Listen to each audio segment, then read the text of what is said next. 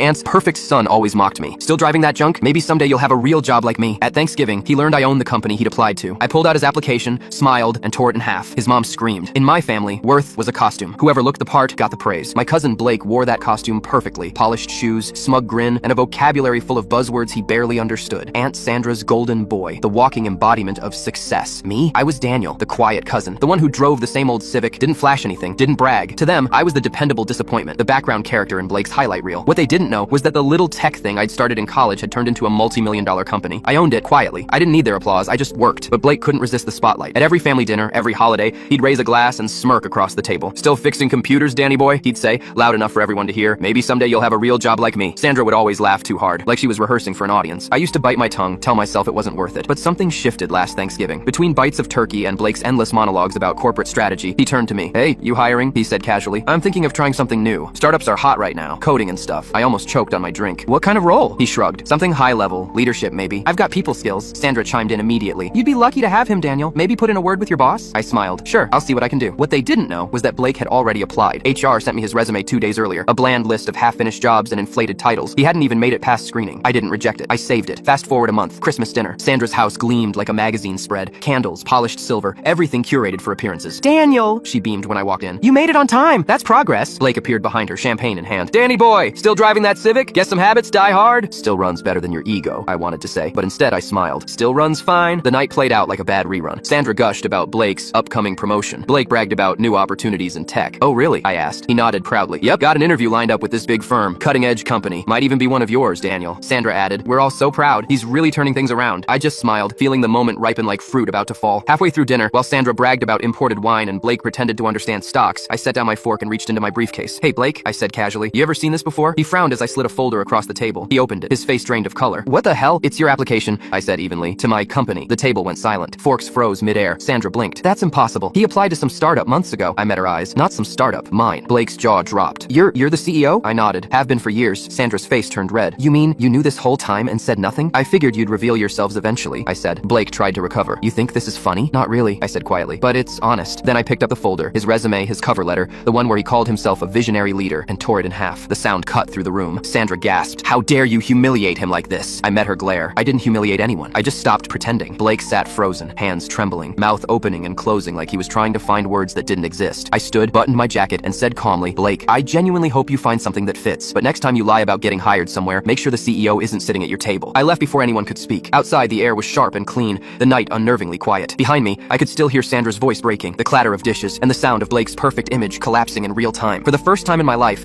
I didn't feel invisible. I felt free.